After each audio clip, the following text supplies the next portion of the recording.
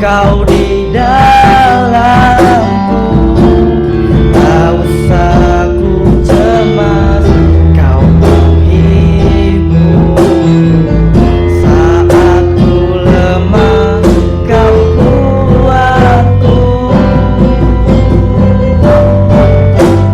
Ku nyanyi haleluya, ku nyanyi haleluya. Haleluya, sungguh kau hebat, ajaib perkasa, Bapa Tuhan. Ku nyanyi haleluya, ku nyanyi haleluya. Katakan dengan sungguh-sungguh, ku nyanyi haleluya, sungguh kau hebat, ajaib perkasa, perbuatanmu.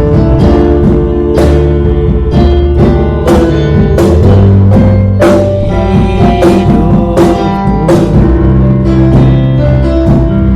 angkat pujian dari Allah. Sekali lagi kami datang untuk menyembah-Mu, Tuhan.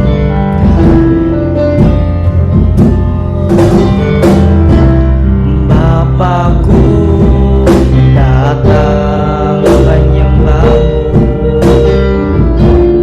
menyembah-Mu di sini. Ku percaya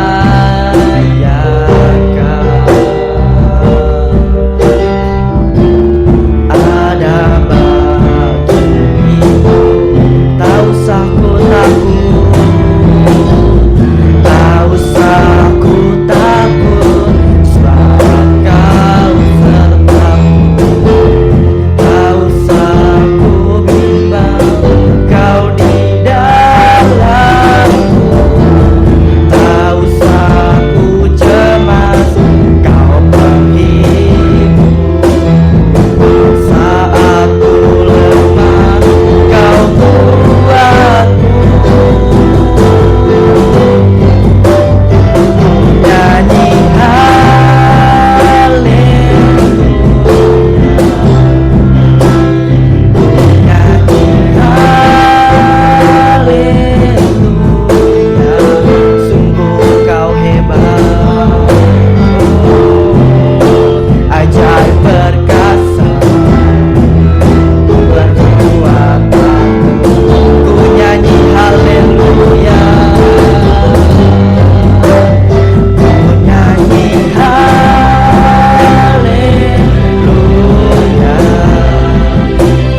ku nyanyi haleluya, sungguh kau hebat, ajaib perkasa, perbuatanmu.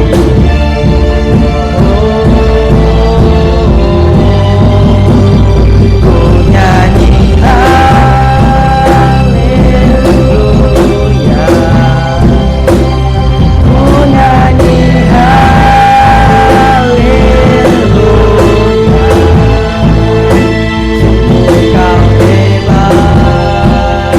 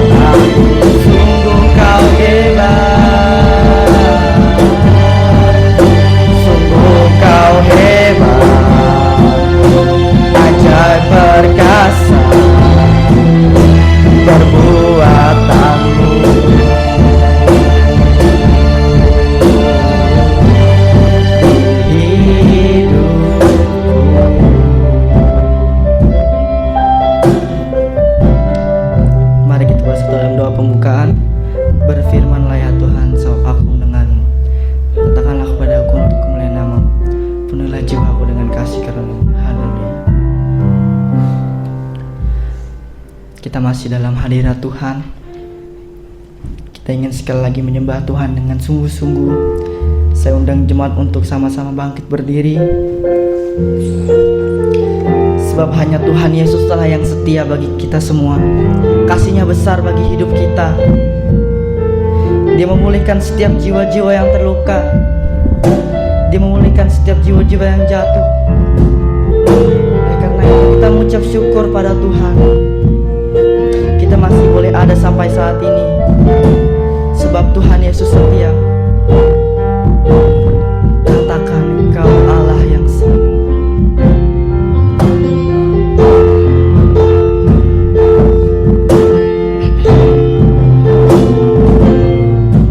Kau Allah yang setia, Bapa yang mulia, Bapa yang mulia.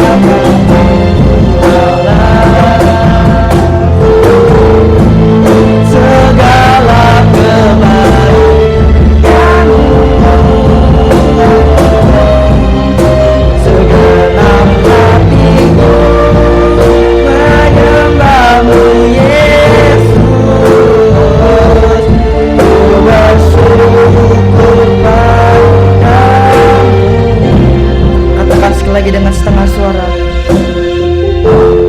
Balas segala kebaikan kami Tuhan Yesus. Dengan setiap hati kami Tuhan, hanya untuk menyembah dan memuliakan nama-Mu Tuhan Yesus.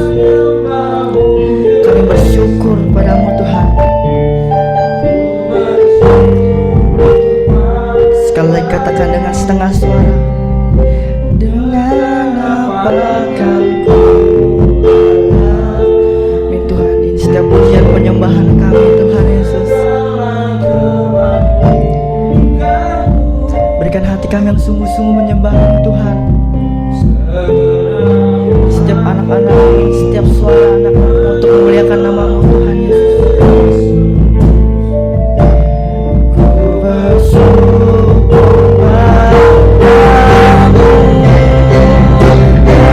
dengan apakah ku balas segala kebaikan-Mu. Segenap hatiku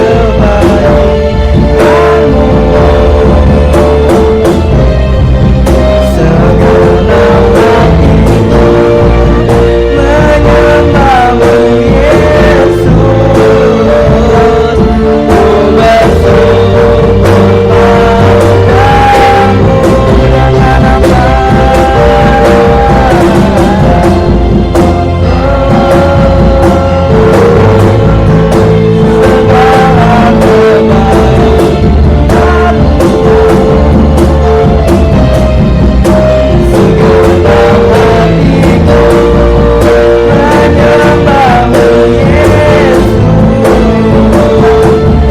Ku bersyukur padamu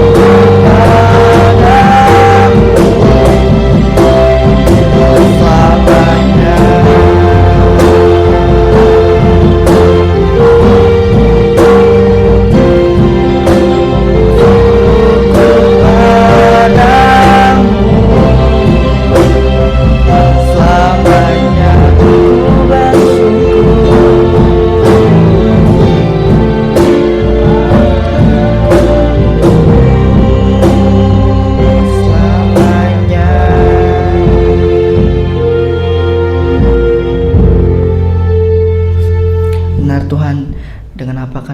setiap kebaikan-Mu, setiap berkat-Mu Tuhan, yang hanya kami bisa lakukan hanya untuk memuji muliakan nama-Mu Tuhan Yesus dengan segenap hati, jiwa dan raga kami Tuhan. Ini setiap anak-anak-Mu Tuhan yang menyembah-Mu Tuhan, kira Engkau dengar setiap penyembahan, ucapan syukur mereka Tuhan Yesus. Terima kasih Tuhan. Kami ucap syukur pada malam hari ini Tuhan, kami masih bisa berkumpul bersama-sama di hadapan-Mu Tuhan, memuji muliakan nama-Mu Tuhan Yesus. Kiranya Engkau berkati ibadah ini dari awal, pertengahan hingga akhirnya Tuhan. Kiranya nama-Mu dapat dipermuliakan Tuhan dan ditinggikan Tuhan Yesus. Dan juga Tuhan, nanti kami akan mendengarkan firman-Mu Tuhan yang akan disampaikan oleh hamba-Mu. Kiranya Engkau pakai hamba-Mu Tuhan, Kau berikan hikmat Tuhan pada hamba-Mu, agar setiap apapun yang keluar dari mulutnya bisa menjadi berkat bagi setiap kami, bisa menjadi benih bagi setiap kami anak-anak-Mu yang mendengarkan Tuhan. Dan juga Tuhan, Kau berkati setiap jemaat-jemaat-Mu Tuhan, berikan telinga yang dengar-dengaran akan firman-Mu Tuhan Yesus. Terima kasih Tuhan. Hanya doa yang kami sampaikan kepadamu, kami ingin mulai peribadatan ini. Kami ucap syukur, haleluya, amin. Puji Tuhan. Masih ada sukacita Bapak Ibu dan teman-teman. Kita masih dalam keadaan berdiri karena kita ingin memuliakan nama Tuhan dengan pujian sukacita. Segala puji syukur hanya bagi-Nya.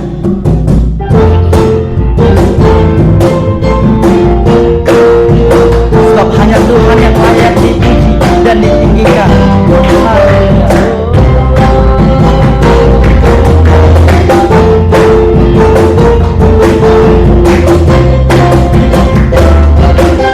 Segala puji syukur hanya bagi-Mu, sebab Kau layak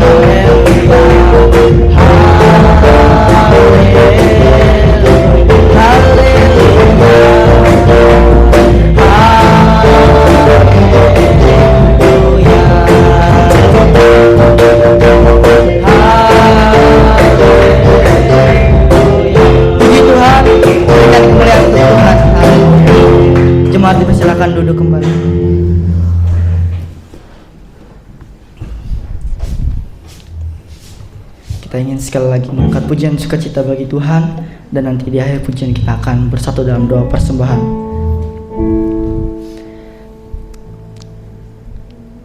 Hanya Kau milikku di surga.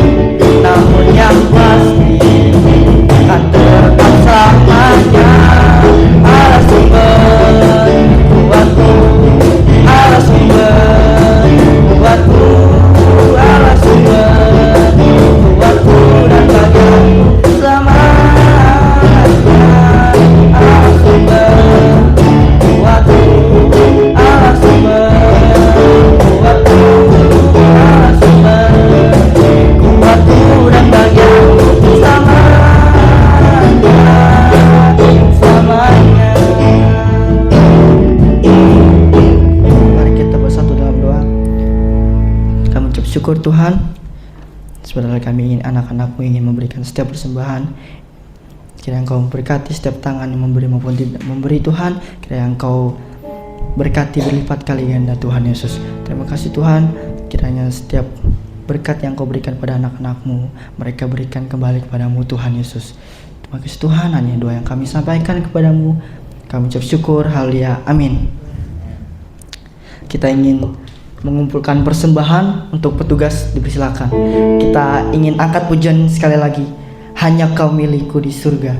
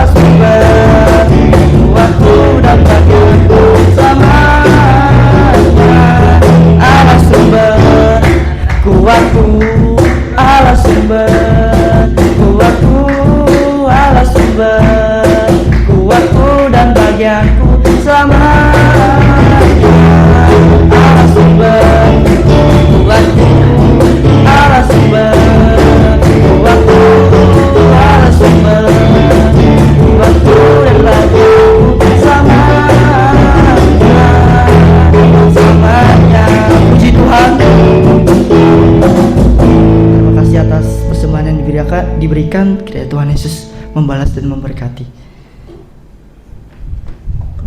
Tiba saatnya kita ingin mendengarkan sebagian dari firman Tuhan. Kita ingin sekali lagi tenangkan setiap hati kita.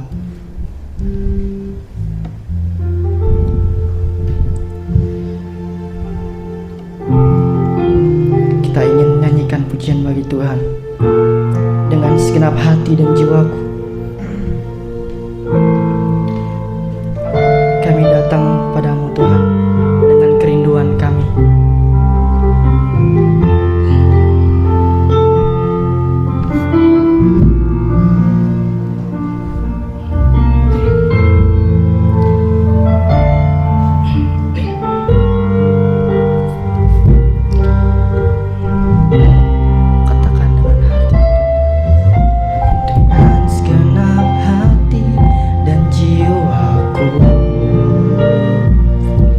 Datang padamu dalam kerinduan,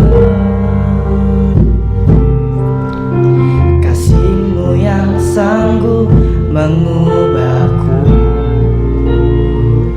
dan menguatkanku dalam pengharapan. Yesus, Engkaulah permata hatiku.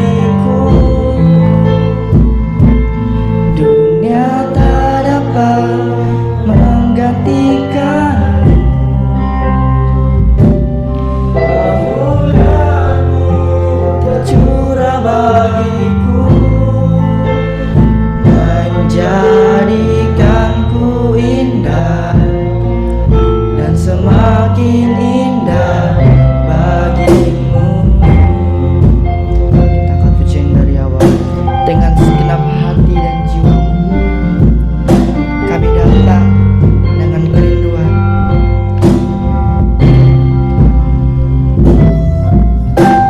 dengan segenap hati dan jiwaku. Ku datang padamu dalam kerinduan, kasih-Mu yang sanggup mengubahku dan menguatkanku dalam pengharapan. Yesus, Engkaulah permata hatiku. Dunia tak dapat menggantikan-Mu. Kemuliaan-Mu tercurah bagiku, menjadikanku indah dan semakin indah. Yesus, Engkaulah permata hatiku. Dunia tak dapat menggantikan-Mu. Kemuliaan-Mu tercurah bagiku, menjadikanku indah dan semakin indah. Yesus, Engkaulah. Saya serahkan kepada hamba.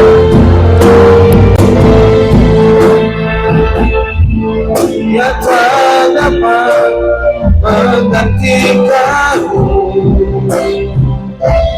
Kemuliaan-Mu tercurah bagiku,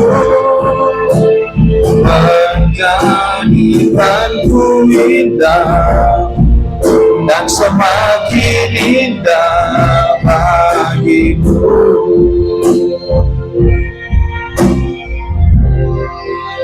Puji Tuhan, puji Tuhan.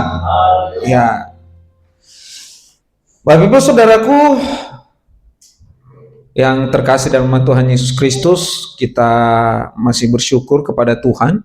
Kita masih diperkenankan pada hari ini di minggu terakhir, ya, di minggu terakhir pada bulan Juni di ibadah malam kita. Nah, kiranya di malam hari ini dan di sepanjang ya setengah tahun yang sudah kita lewati, kita masih tetap diperkenankan oleh Tuhan untuk menyebut namanya yang kudus. Nah, malam hari ini, saudaraku sekalian, kita akan mendengarkan beberapa bagian melanjutkan dari apa yang saya sampaikan pada hari Minggu yang lalu. Jadi ini akan menjadi episode-episode yang akan menjadi concern saya dalam membahas tentang Ayub. Ya. Mari kita buka Alkitab kita di dalam kitab Ayub pasal 2. Kitab Ayub pasal 2 ayat 11 sampai 13. Kitab Ayub pasal 2 ayat 11 sampai 13.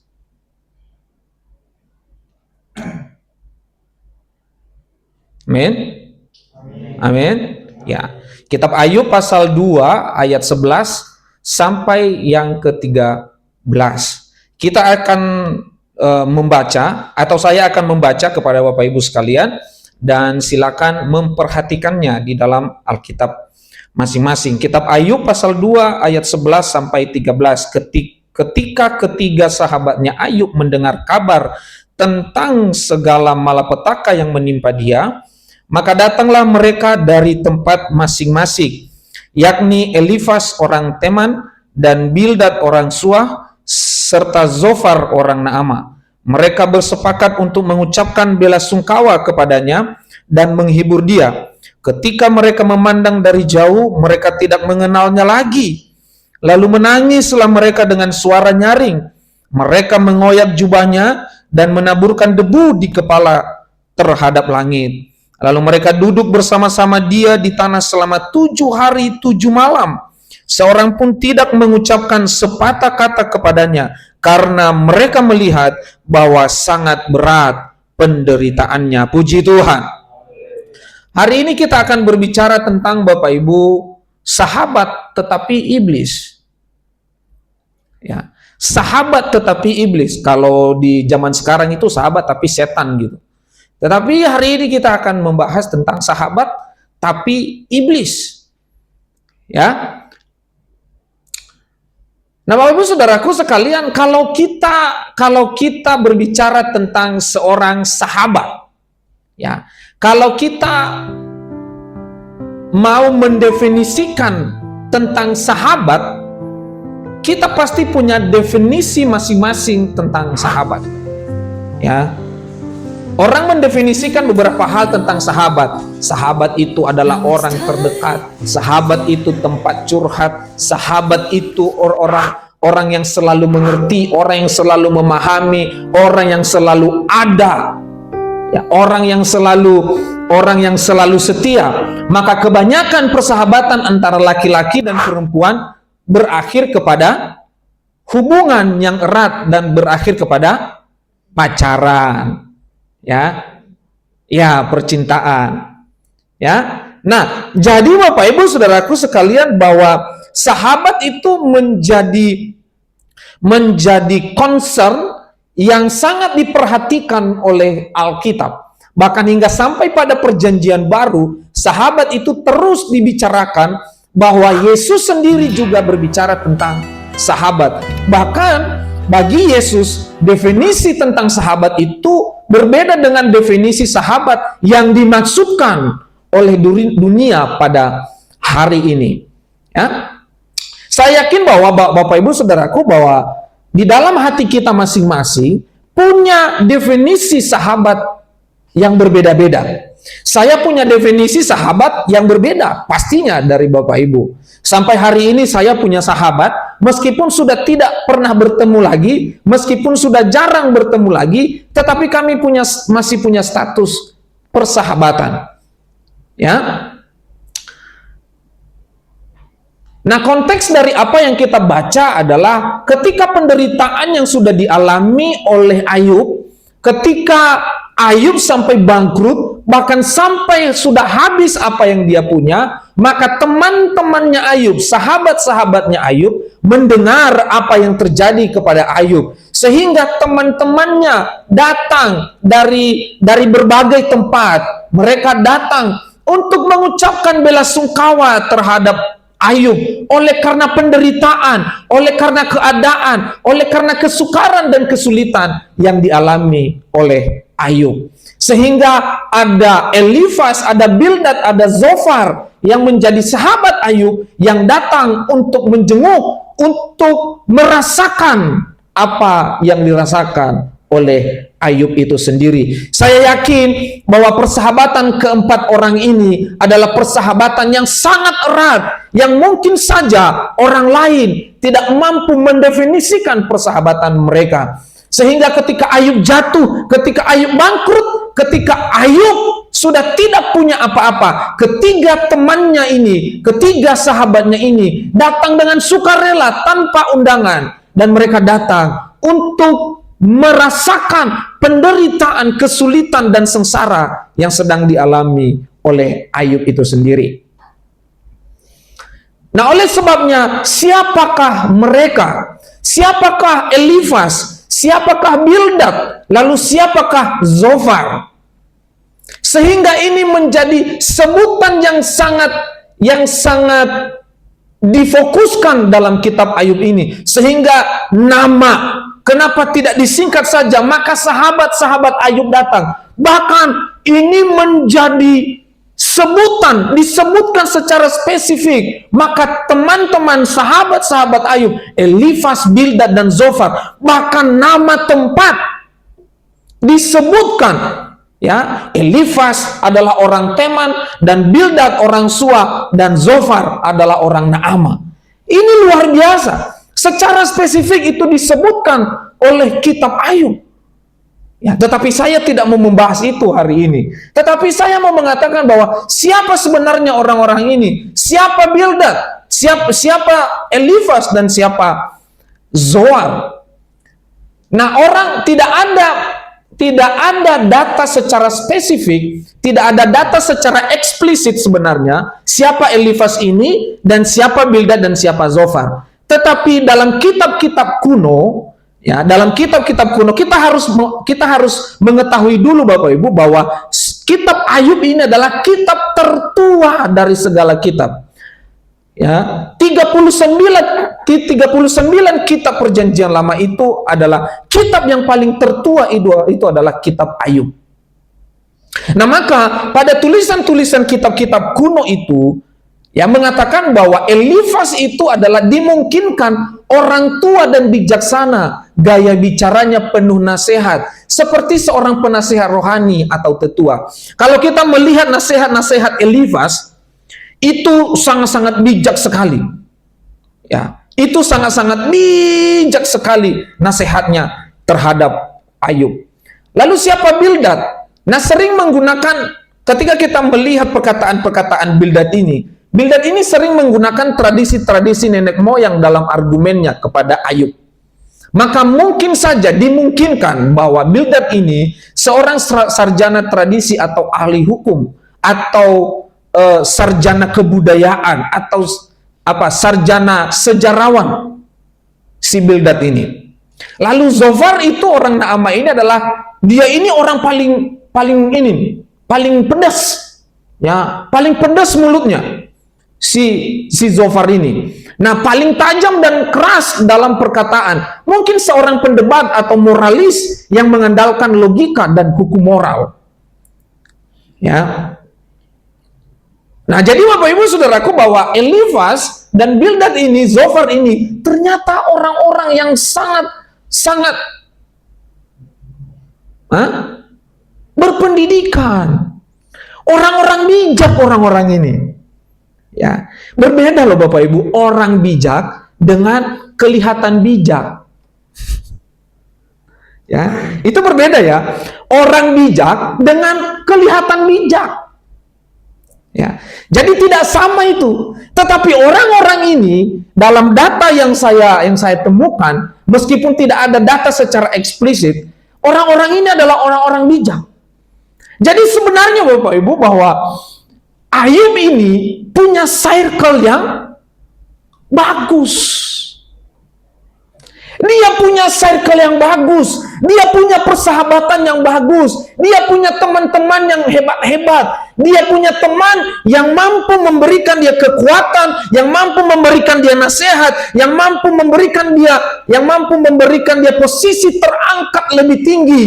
Sehingga dibuktikan bahwa sahabat-sahabatnya Ayub, ketika Ayub bangkrut, habis semua apa yang dia miliki. Ketiga orang inilah yang pertama kali datang. Keluarganya ada dituliskan? Tidak ada. Tetapi ketika sahabat-sahabat mereka ini, sahabat-sahabat Ayub ini, dalam bacaan yang kita baca, ketika mereka mendengar, tidak punya perhitungan. Mereka tidak memperhitungkan berapa ongkos ke sana, seberapa jauh kita harus mencapai. Mereka langsung gas. Ya. Kalau hari ini,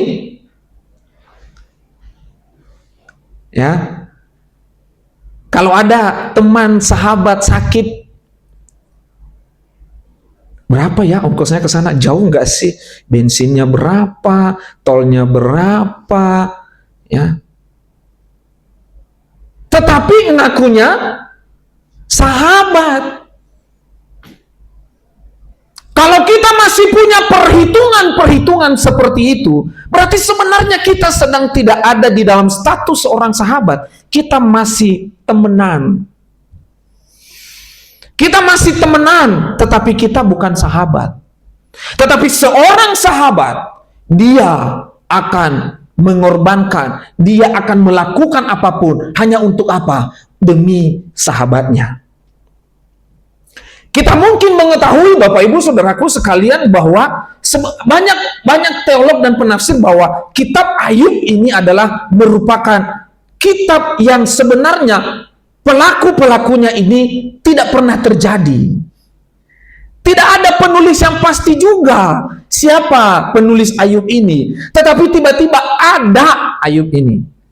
Bahkan dia lebih duluan dari kitab Kejadian. Dia juga kitab yang tertua. Tetapi banyak teolog yang mengatakan bahwa kitab Ayub ini adalah merupakan sebuah kitab perumpamaan. Lalu saya mulai merenungkan kenapa kitab Ayub ini merupakan sebuah perumpamaan. Lalu saya mendapatkan satu pencerahan bahwa kitab Ayub ini adalah gambaran dari kehidupan Yesus Kristus. Kalau kita melihat dari awal hingga sampai akhir, dan itu adalah seperti kehidupan layaknya seperti Kristus. Ya, makanya di antara Ayub itu kan Ayub tengah-tengah di antara Mazmur dan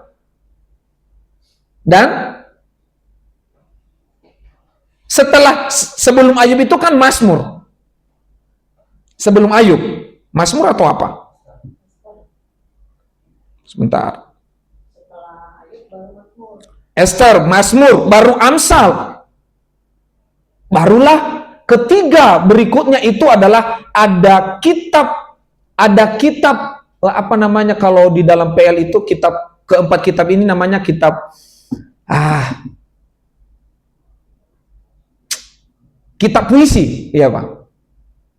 Kitab puisi atau kitab yang penting art lah, kitab seni. Ya.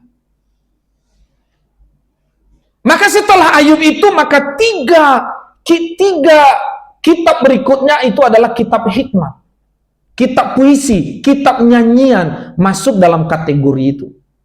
Ya, Bapak Ibu Saudaraku. Nah, maka Elifas dan Bildad dan Zofar itu mereka datang. Ini menarik Bapak Ibu. Ya, ini menarik. Nah, awal yang baik bagi seorang sahabat. Pasal 2 ayat 11 dan 13. Ya. Apa dikatakan? Ketika ketiga sahabatnya Ayub mendengar kabar tentang segala malapetaka yang menimpa dia, maka datanglah mereka dari tempatnya masing-masing, yakni Elifas orang Teman dan Bildad orang Sua serta Zofar orang Naama. Mereka bersepakat untuk mengucapkan belasungkawa kepadanya dan menghibur dia. Bayangkan pada masa itu tidak ada yang namanya handphone, tidak ada internet, tidak ada konektivitas yang bisa menyatukan ketiga orang ini. Tapi lihat, mereka hanya mendengar. Tetapi mereka langsung gas, mereka langsung berangkat tanpa harus mereka memperhitungkan skala kerugian-kerugian dalam harta dan kekayaan mereka. Ketika mereka memandang dari jauh, ya, ketika mereka memandang dari jauh, mereka tidak mengenalnya lagi. Lalu menangislah mereka dengan suara nyaring. Ya. Mereka menangis dengan suara nyaring. Mereka mengoyak jubahnya dan menaburkan debu di kepala terhadap langit. Bayangkan Bapak Ibu. Ya. Saking mereka punya kesedihan, saking mereka berbelasungkawa, saking mereka persahabatan mereka itu terlihat solid. Ya. Sehingga sampai debu ditaruh di atas kepala mereka. Artinya apa?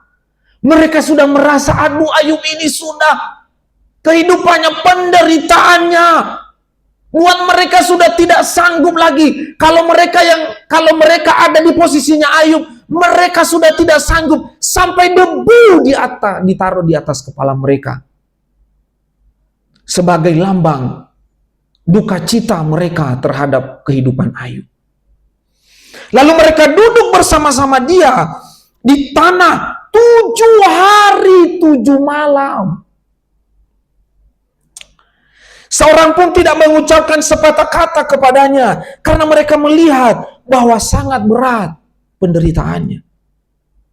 Bayangkan 7 hari 7 malam.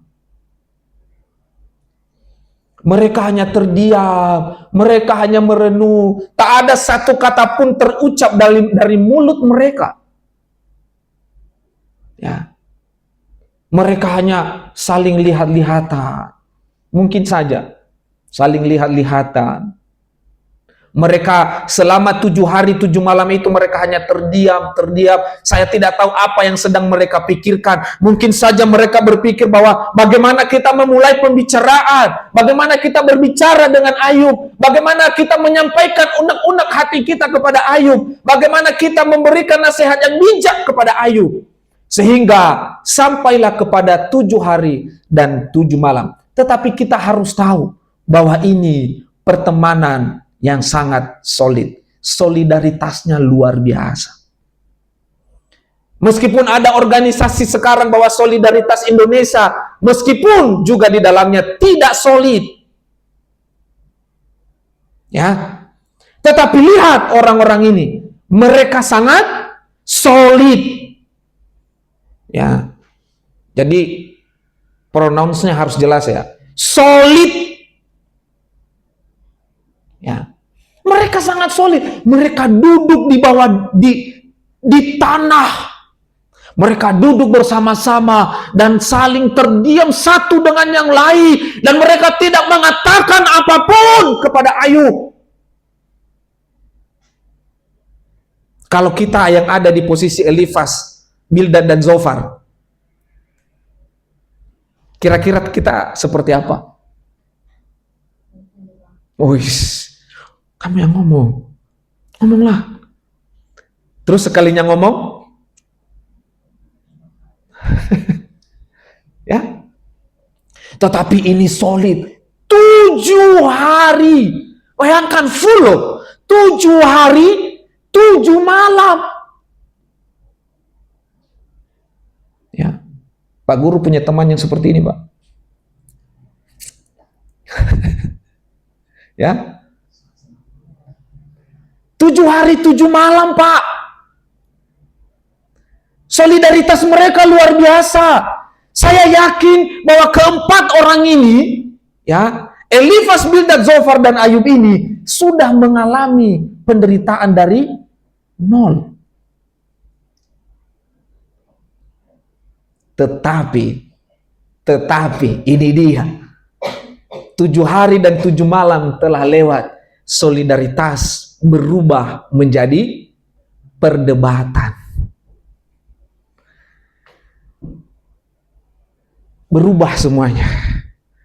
Mulai berubah. Ketika mulai ada perdebatan. Ketika Elifas mulai bicara. Ya. Ada 3 siklus perdebatan antara Elifas, Bildad, Zofar, dan Ayub.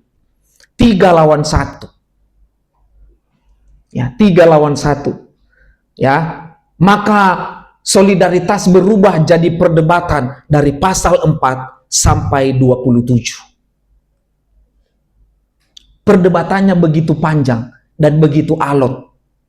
Maka nanti kita lihat sampai Ayub mengatakan bahwa teman-temannya itu sial. Kalau orang sekarang sialan banget sih kalian. Kalian bukannya menghibur gitu. Ya. Lalu di mana, Pak? Teman tapi setan. Nanti kita lihat. Ya, pasal 4 sampai 5 itu pidato pertama Elifas. Ya, Elifas dari Teman memulai berbicara. Ia menyarankan bahwa penderitaan Ayub disebabkan oleh dosa. Mungkin kau punya dosa kali. Gimana, Pak? Kalau Pak Guru sedang menderita, hidup dalam kesulitan, tiba-tiba teman Bapak datang. Mungkin Bapak buat dosa kali, makanya begitu. Mungkin bukan hanya sedih, Pak. Mungkin kepalan tangannya juga ikut kayaknya. Itu. Ya mungkin saja. Ya. Mengajarkan bahwa Allah tidak menghukum orang benar tanpa alasan. Coba. Seolah-olah Elifas ini tahu tentang Allah. Elifas ini adalah mungkin saja dia masih penganut adat istiadat bahwa Allah itu adalah Allah yang logis, yang tidak pasti menghukum orang benar. Artinya apa? Yuk, kalau lu orang benar, pasti lu nggak dihukum. Karena lu nggak benar, maka kau dihukum. Maka kesimpulannya adalah Ayub adalah bukan orang benar. Ya, Elifas mengajak Ayub untuk bertobat agar dipulihkan. Tobat kau Pak Guru. Pak Guru mungkin udah nggak usah kemakannya, kau pulang ke rumahmu. Ya, mungkin saja pun kalau sahabat, kalau keluarga mungkin juga Pak Guru pasti usir. Bukannya datang untuk menghibur, memberikan kekuatan, malah menjustifikasi. Coba. Apa jawaban Ayub? Ayub mengungkapkan kepedihan dan rasa frustasinya. Ia merasa perkataan Elifas tidak memahami penderitaannya, menyatakan bahwa hidupnya penuh derita, dan ia mempertanyakan tujuan hidup. Ayub menyampaikan keluhan kepada Allah dan memohon jawaban. Masih ingat perkataan saya, khotbah saya minggu lalu, hari Minggu, bahwa terkadang setan itu datang dari diri kita sendiri. Untuk apa? Untuk menggodai orang lain. Elifas datang. Dan mulailah muncul pemikiran, overthinking dari Ayub. Tadinya Ayub udah baik-baik, sampai istrinya dikatakan gila. Datang temannya. Akhirnya mulai Ayub mempertanyakan, gua hidup untuk apa? Dia mulai mempertanyakan tujuan hidupnya. Dia mulai frustasi. Dia mulai menyampaikan keluhan-keluhan kepada Allah, kepada Tuhan. Padahal tadinya ketika dia menderita, dia sobek jubahnya, tapi dia tetap menyembah kepada Tuhan. Dan inti dari semuanya adalah Ayub tidak pernah melakukan dosa. Tiba-tiba teman lu datang, bos. Teman lu datang, Ray, lagi sakit. Lu lagi sakit. Tiba-tiba teman lu datang, Ray, lu kan pelayanannya. Kenapa lu bisa menderita begini? Jangan-jangan lu memang pelayanan itu bikin dosa lu.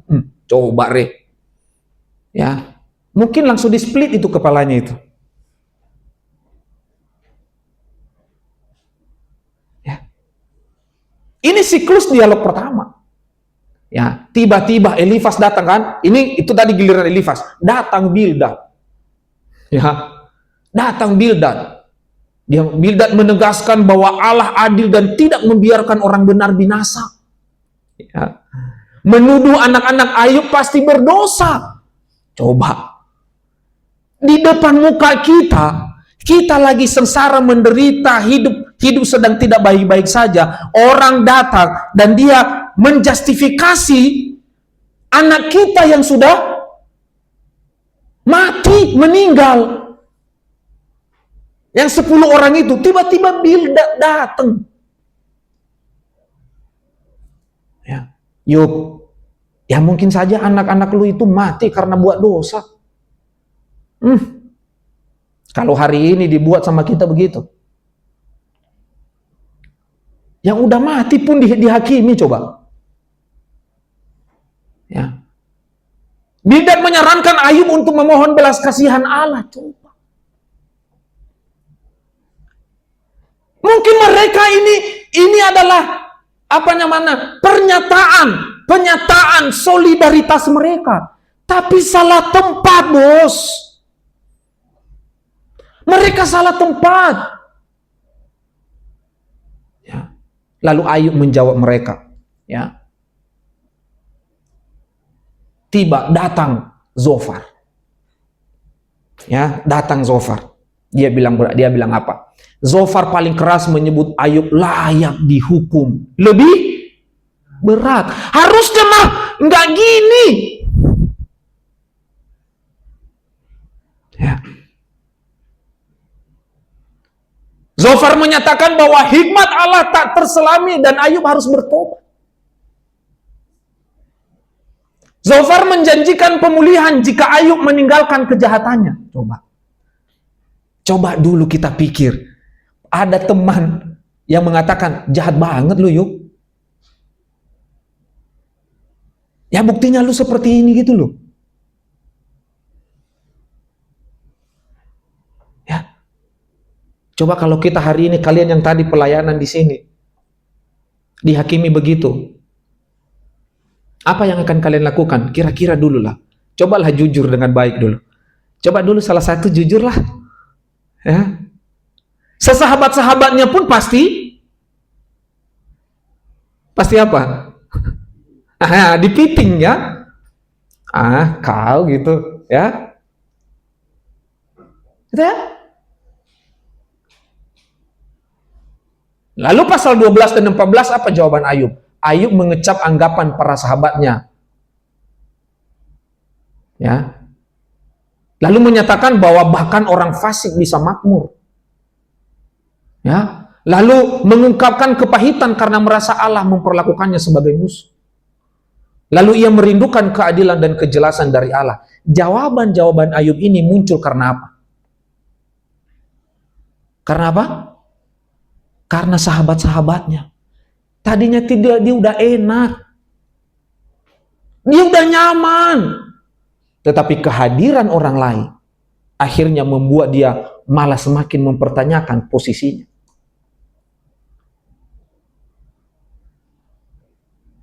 Makanya Bapak Ibu, kita hari ini yang ada di sini, kalau kita masih sering melakukan hal-hal yang dilakukan oleh Elifas, Bildad dan Zofar, mari kita sama-sama bertobat.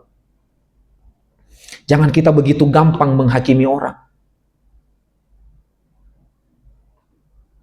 Jangan kita begitu gampang menghakimi orang, seolah-olah kita punya jasa yang besar. Seolah-olah saya punya jasa atas kehidupan Dasman. Seolah-olah saya punya jasa atas kehidupan Ray. Seolah-olah saya punya jasa atas gereja ini. No.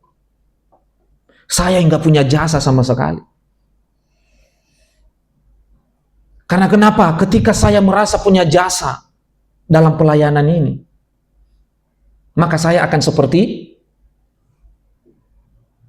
Elifas, Bildad, dan Zofar. Merasa merekalah yang paling benar.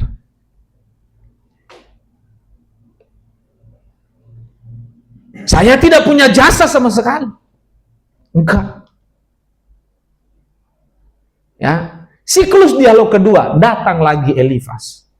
Ya, datang lagi Elifas. Ya, Elifas menuduh Ayub sombong dan tidak takut akan Allah. Mulai kan?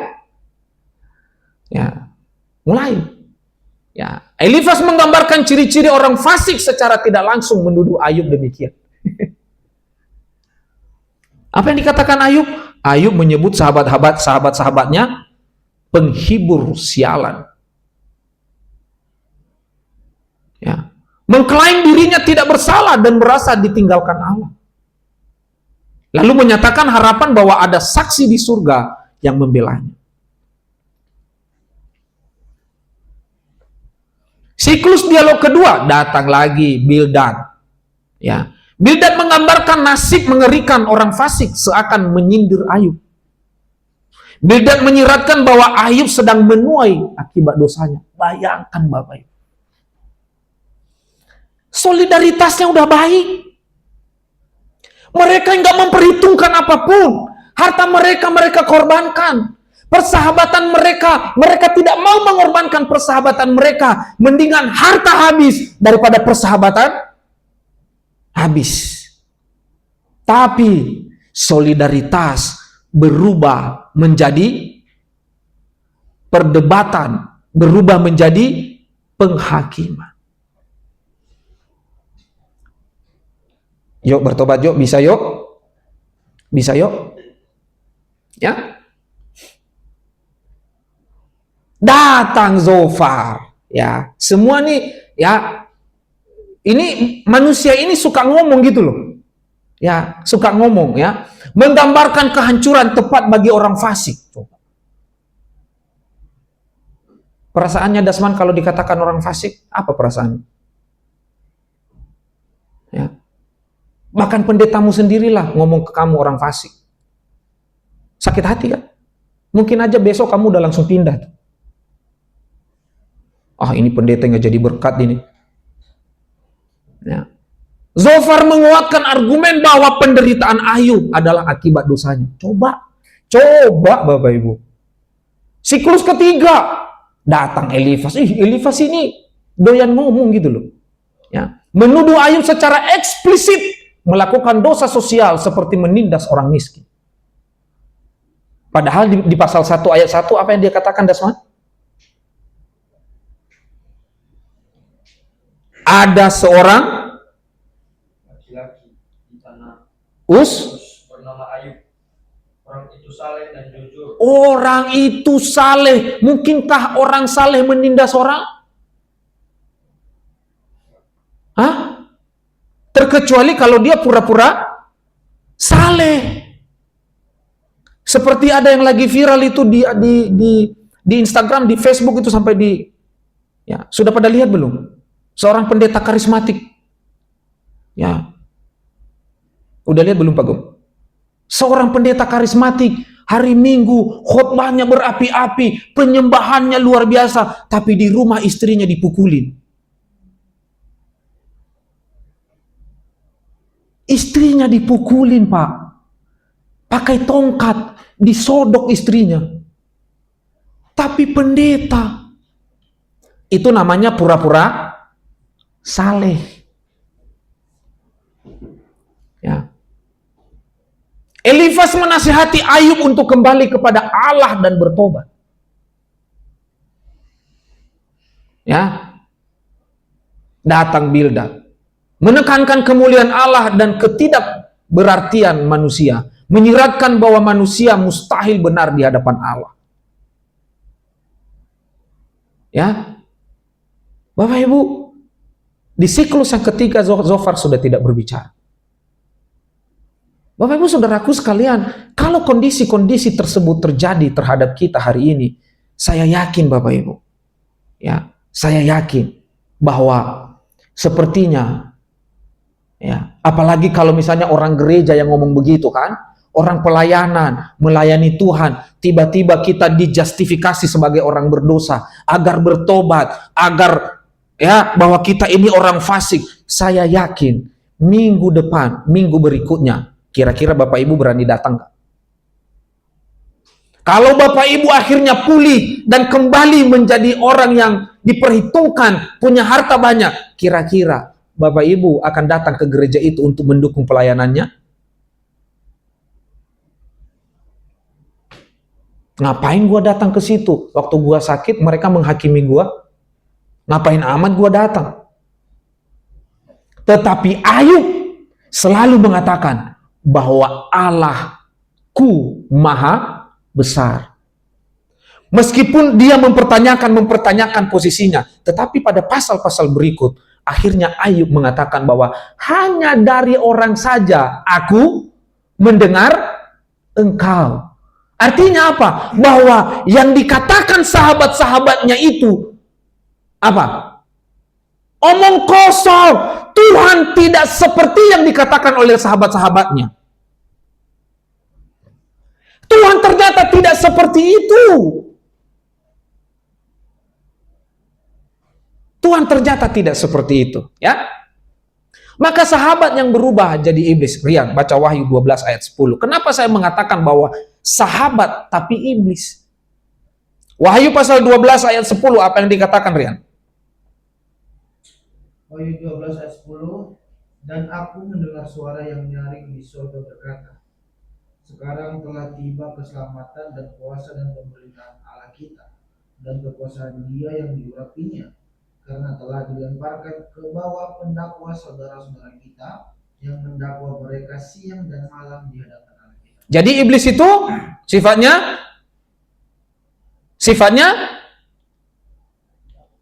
pendakwa.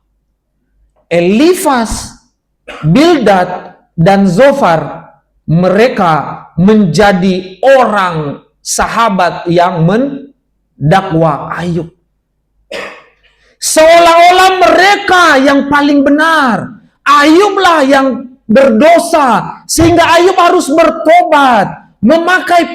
Mereka mencoba memakai pemikiran-pemikiran Allah. Iblis pun melakukan hal demikian. Iblis memakai firman untuk mendakwa orang-orang yang percaya kepada Tuhan Yesus Kristus. Maka posisi Elifas dan Bildad buat saya dan Zofar, mereka adalah pendakwa, dan pendakwa itu adalah iblis.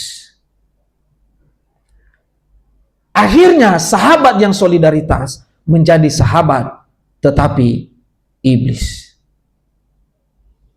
Maka ketika Bapak Ibu Saudaraku sekalian menjadi seorang pendakwa atas orang yang sedang mengalami kesulitan dan penderitaan, ingat saja, pendakwa adalah seorang iblis. Maka jangan coba-coba mendakwa. Datang, doakan, diskusi, berbicara, memberikan penghiburan, itu sudah cukup. Itu sudah cukup. Ya. Apa yang Yesus katakan tentang sahabat? Ya. Yohanes 15 ayat 13 sampai yang ke-15. Dasman baca. Yohanes pasal 15 ayat 13 sampai 15. Apa yang dikatakan Yesus tentang sahabat? Demikian firman Tuhan. Ya. Tidak ada kasih yang lebih besar daripada kasih seorang yang memberikan nyawanya untuk sahabat-sahabatnya. Kamu adalah sahabatku, jikalau kamu berbuat apa yang perintahkan kepadamu. Aku tidak menyebut kamu lagi hamba, sebab hamba tidak tahu apa yang diperbuat oleh tuannya. Tetapi aku menyebut kamu sahabat, karena aku telah memberitahukan kepada kamu segala sesuatu yang telah kudengar dari Bapa. Harusnya seorang sahabat bukan menjadi seorang pendakwa, tetapi seorang sahabat harus memberikan nyawanya kepada sahabatnya. Itu yang diajarkan Yesus tentang sahabat. Bukan menjadi seorang pendakwa. Artinya, definisi seorang sahabat dalam definisi Yesus adalah memberikan nyawanya bagi sahabatnya. Puji Tuhan. Bukan jadi seorang pendakwa, bukan menjadi seorang hakim, tetapi dia harus menjadi seorang pemberi kasih. Dan bukan hanya pemberi kasih, tetapi kasih itu diimplementasikan dalam pengorbanan, memberikan hidup, memberikan nyawa bagi sahabatnya.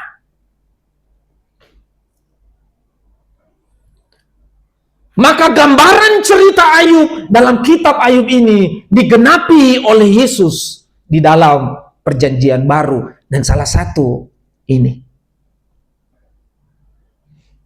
Apakah sahabat-sahabat Yesus juga menjadi pengkhianat kepada Yesus itu sendiri ketika dia ditangkap?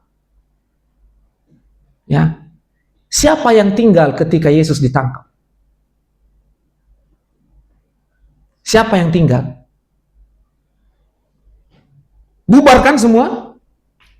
Bubar. Tetapi Yesus tetap memberikan nyawanya bagi sahabat-sahabatnya. Sebenarnya Elifas, Bildad, dan Zofar itu udah pas di awal. Mereka enggak perhitungan. Mereka datang dengan sukarela. Mereka punya solidaritas luar biasa. Tapi semua berubah ketika mereka mulai berbicara. Maka sebelum engkau berbicara, pikirkan dulu apa yang perlu aku bicarakan. Ya, jangan bicara dulu baru dipikir, pikir dulu baru bicara. Ya, pikir dulu baru bicara. Jangan bicara dulu baru dipikir. Karena kalau bicara dulu baru dipikir, jatuhnya ngajak ribut. Ya. Bagaimana dengan kita, Bapak Ibu Saudaraku sekalian? Ini. Tidak semua nasihat yang rohani itu tepat waktu. Ya, saya mau menegaskan itu. Tidak semua nasihat yang rohani itu, nasihat yang bijak itu selalu tepat waktu. Karena terkadang yang dibutuhkan bukan jawaban teologis, tetapi kehadiran dan empati. Sebenarnya itu yang dibutuhkan orang. Bukan nasihat-nasihat teologismu, bukan nasihat-nasihat hafalan Alkitabmu yang dibutuhkan. Tetapi yang dibutuhkan, engkau ada, engkau bersama, engkau menikmati, engkau bersama-sama menikmati penderitaan bersama dengan dia. Enggak perlu teologi di situ, enggak perlu nasihat-nasihat bijak, tetapi kita perlu secara menyatakan empatik bagi penderitaan orang tersebut. Jangan sampai di saat kita ngomong malah semua buyar. Ya. Maka tidak semua nasihat yang rohani itu tepat waktu. Tidak semua. Tetapi orang hari ini, ya, orang hari ini merasa semuanya bijak. Merasa semua bijak sehingga semua orang pengen nasihatin. Semua orang pengen ngomong. Sedangkan Alkitab mengatakan dalam banyak berbicara, banyak dosa. Dalam banyak berbicara banyak dosa. Makanya dikit-dikitlah berbicara. Mendingan kita nikmatin bersama, ya. Mendingan kalau ada teman yang sakit dan segala macam itu, mendingan kita yang kuat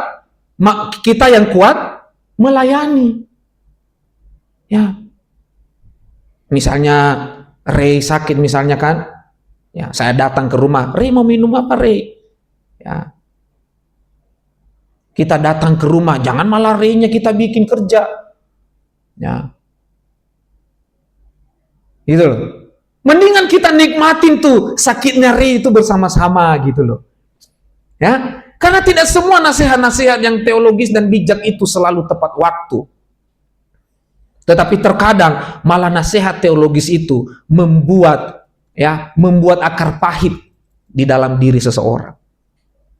Ya, mereka lebih suka kalau kita temenin, ngobrol, bicara, main gitar, nyanyi bersama. Mendingan seperti itu, udah lebih enak. Jangan sampai kita datang langsung buka firman, langsung buka ayat, langsung nyebutin pasal. Mendingan kita Mari kita nyatakan, firman Tuhan yang mengatakan hati yang gembira adalah obat.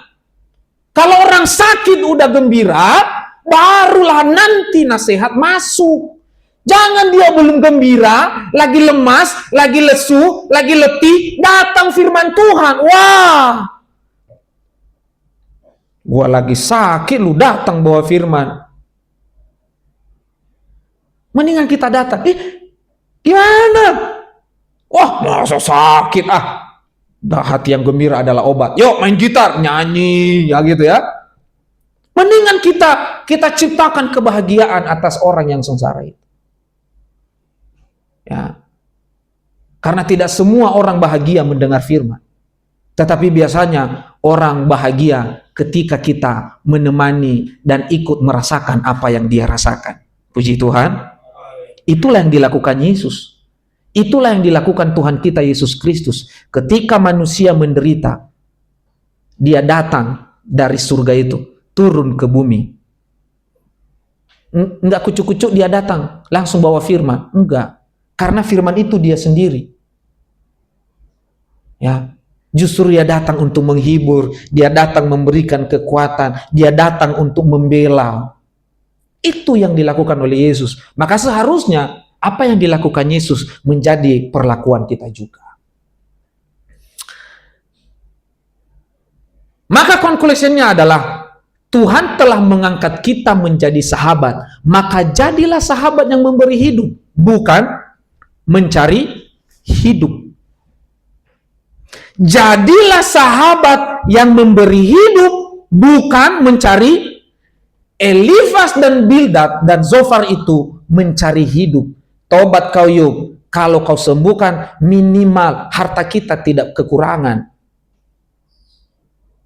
Mencari hidup, maka kita yang sudah hidup di dalam Kristus, kita yang sudah hidup di dalam Tuhan, kita yang sudah diselamatkan, kita yang sudah diampuni, kita yang sudah mendapatkan kasih karunia. Mari Bapak Ibu, bahwa Tuhan telah mengangkat kita menjadi sahabat. Ingat loh ya, apa yang dikatakan tadi di Yohanes pasal 15, kamu bukan lagi hamba, melainkan sahabat. Artinya, Yesus Kristus Tuhan kita mengangkat kita menjadi sahabat. Yang tadinya hamba, sekarang kita menjadi sahabat. Maka ketika kita menjadi sahabat Yesus Kristus, maka mari kita memberi hidup, tapi bukan mencari hidup. Banyak hamba Tuhan orang Kristen sekarang malah mencari hidup. Orang datang untuk menginjili agar ketika Injil itu masuk ke orang ini dan bertobat, maka orang ini dibawa ke gerejanya. Itu namanya mencari hidup. Tapi kalau kita memberi hidup, memberitakan Kristus, mau dia datang ke gereja manapun, yang penting hidup sudah kita beritakan. Kalaupun dia datang ke gereja kita, itu benefit sebagai bonus bagi GPI Grand Wisata. Jadi Bapak Ibu, beritakan firman, bawa berita sahabat itu, ceritakan sahabat kita itu loh. Ya, kalau sahabat kita baik, apakah kita tidak bangga menceritakan? Tapi kalau sahabat kita itu bobrok, saya yakin Bapak Ibu juga tidak akan mau bercerita kepada orang lain. Betul? Maka Yesus Kristus adalah sahabat yang terbaik. Maka kita wajib menceritakannya kepada siapapun. Maka ketika lagu yang mengatakan bahwa banyak perkara yang tak dapat ku mengerti, mengapakah harus terjadi dalam kehidupan ini, itu menandakan bahwa ketika kita semakin percaya kepada Tuhan, semakin kita hidup bersama dengan Tuhan, artinya engkau tidak akan mendapat kebahagiaan, tetapi engkau menciptakan kebahagiaan itu di dalam Tuhan kita Yesus Kristus. Puji Tuhan. Banyak perkara yang tak dapat ku mengerti, mengapakah harus terjadi di dalam kehidupan ini. Haleluya. Haleluya. Banyak perkara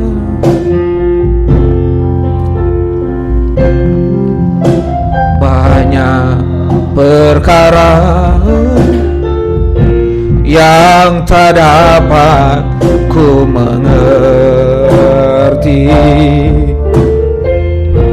mengapakah harus terjadi terjadi di dalam kehidupan ini. Satu perkara yang kusimpan dalam hati, tiada sesuatu kan terjadi tanpa Allah peduli. Allah mengerti, Allah mengerti, Allah peduli segala persoalan yang kita hadapi. Tak akan pernah dibiarkannya ku bergumul sendiri, sebab Allah mengerti. Bapak Ibu Saudaraku sekalian, firman Tuhan telah terberitakan bagi kita. Kiranya firman Tuhan belajar dari sahabat-sahabat Ayub, dan kiranya juga kita belajar dari sahabat kita yang telah mengangkat kita menjadi sahabat, yaitu Yesus Kristus, yang telah memedulikan hidup kita, yang telah mengerti kehidupan kita. Dia tidak menjustifikasi hidup kita, tetapi dia memberikan kasih anugerah bagi hidup kita. Maka marilah hidup kita menjadi pemberita-pemberita, pembawa berita sahabat kita, yaitu Yesus Kristus. Bukan sebagai pendakwa, tetapi kita menjadi pemberita terhadap karakter sahabat kita, yaitu Yesus Kristus. Banyak perkara yang tak dapat ku mengerti, mengapakah harus terjadi di dalam kehidupan ini. Satu perkara yang kusimpan dalam hati, tiada sesuatu kan terjadi tanpa Allah peduli, tanpa Allah peduli. Allah mengerti, Allah mengerti, Allah peduli segala persoalan yang kita ada. Tak akan pernah dibiarkannya ku bergumul sendiri, sebab Allah mengerti. Saya mengundang kita semua sama-sama berdiri. Allah mengerti, Allah peduli segala persoalan yang kita hadapi. Tak akan pernah dibiarkannya ku bergumul sendiri, sebab Allah mengerti, Allah mengerti. Saya serahkan kepada Pak Gembala. Allah peduli segala persoalan yang kita hadapi. Tak akan pernah dibiarkannya ku bergumul sendiri, sebab Allah mengerti.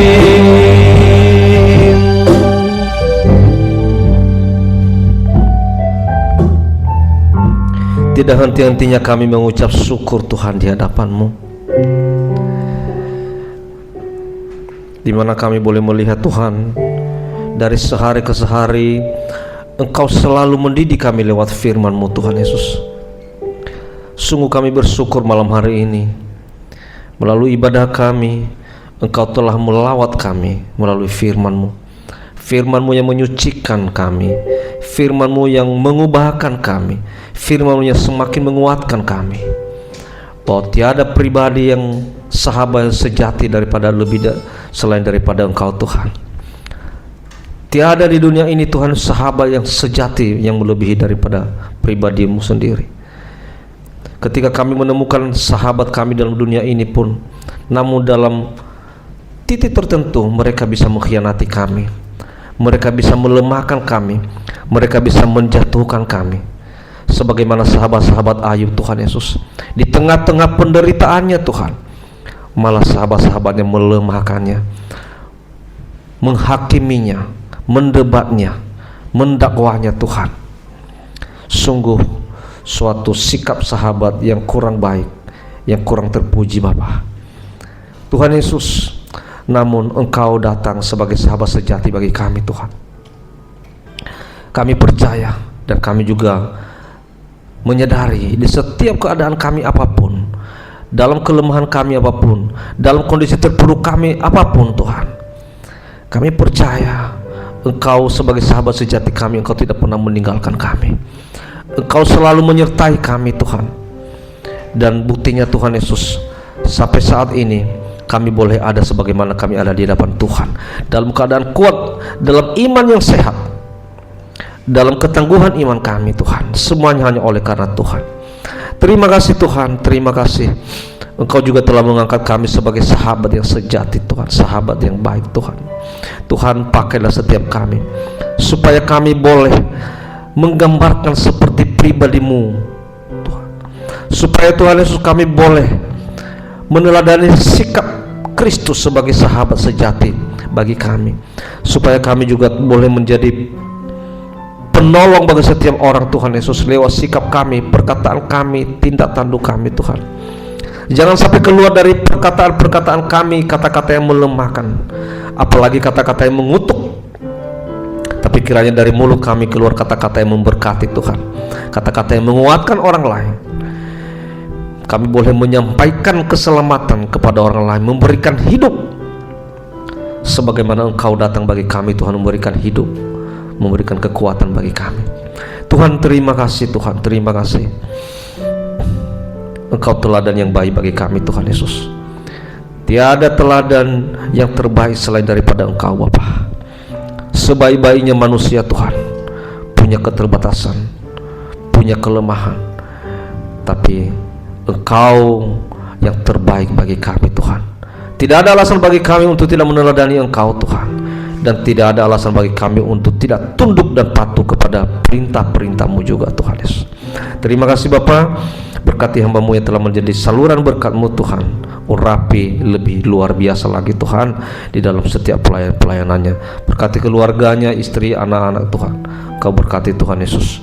Kiranya Kau jadikan keluarga ini menjadi keluarga yang menjadi teladan bagi orang lain Tuhan. Terima kasih Yesus. Berkati juga semua yang telah mengambil bagi dalam pelayanan malam hari ini. Kiranya Tuhan Yesus pelayanan telah dilakukan, dikerjakan, menyenangkan hati Tuhan dan berbau harum di hadapan-Mu. Kami juga berdoa malam hari ini Tuhan Yesus buat anak-anak Tuhan di tempat ini yang berulang tahun. Tuhan berkati Tuhan Yesus, Ibu Nia, Ati Hareva dan juga Ibu Pita yang pada hari ini Tuhan Yesus mereka berulang tahun.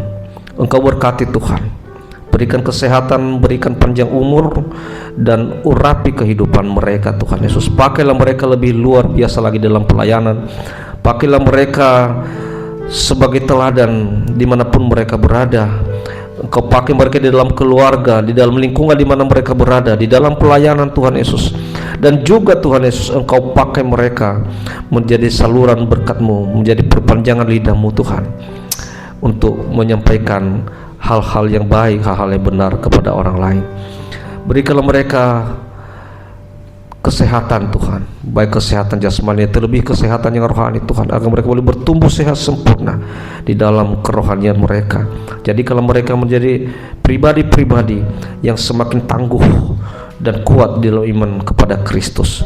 Terima kasih Tuhan.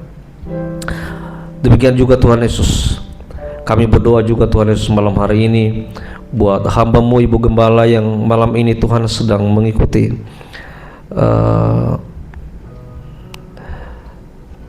seminar kaum ibu sejabodetabek di Sentul Tuhan. Engkau berkati hamba-Mu Tuhan. Engkau berkati juga kegiatan di sana agar terlaksana dengan baik mulai hari ini sampai dengan besok Tuhan. Engkau berkati Bapa, dan Engkau pakai hamba-Mu di sana, Ibu Gembala kami Tuhan Yesus, untuk menjadi saluran berkat-Mu Tuhan, baik dalam sikap, perkataan, perbuatan maupun segala tindakan-tindakannya Tuhan, agar di dalam hidupnya mencerminkan pribadi Kristus, sehingga hidupnya boleh menjadi saksi bagi orang lain. Terima kasih Tuhan, terima kasih. Berdoa buat seluruh jemaat yang ada di tempat ini, yang hadir malam hari ini, Engkau berkati agar Tuhan Yesus boleh pulang dari tempat ini nanti Tuhan dengan membawa berkat sukacita daripada Tuhan. Yang tidak bisa hadir, kami juga berdoa Engkau tetap berkati mereka Tuhan. Dan bagi mereka yang lemah, Engkau kuatkan. Bagi mereka yang malas, Engkau berikan semangat hidup untuk bisa semakin intim dan hidup dengan Tuhan. Terima kasih Tuhan, terima kasih. Berdoa Tuhan Yesus buat yang telah memberikan persembahan pada malam hari ini. Engkau berkati Tuhan, tangan-tangan telah memberikan, dan Engkau berkati Tuhan Yesus persembahan ini agar boleh dipergunakan untuk pelayanan di tempat ini. Terima kasih Tuhan, terima kasih. Inilah doa kami serahkan di tangan-Mu. Dalam nama Tuhan Yesus Kristus kami berdoa, dan kami menyempurnakan doa kami dengan doa Bapa kami. Bapa kami yang di surga, dikuduskanlah nama-Mu, datanglah kerajaan-Mu, jadilah kehendak-Mu di bumi seperti di surga. Berilah kami pada hari ini makanan kami secukupnya. Ampunilah kami akan segala kesalahan kami, seperti kami mengampuni orang yang bersalah kepada kami. Janganlah bawa kami ke dalam pencobaan, tetapi lepaskanlah kami daripada yang jahat. Karena Engkau-Lah yang punya kerajaan dan kuasa dan kemuliaan sampai selama-lamanya. Haleluya. Mari kita terima berkat Tuhan. Anugerah dari Tuhan kita Yesus Kristus, kasih dari Allah Bapa, dan persekutuan Roh Kudus menyertai Bapak, Ibu, Saudaraku sekalian malam hari ini kekal sampai selama-lamanya. Haleluya. Amin.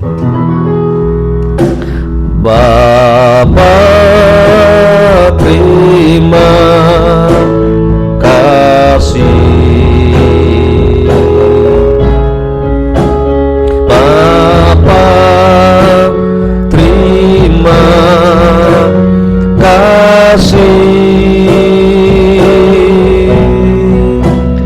Bapa di dalam surga,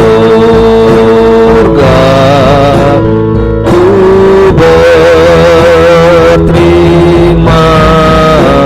kasih.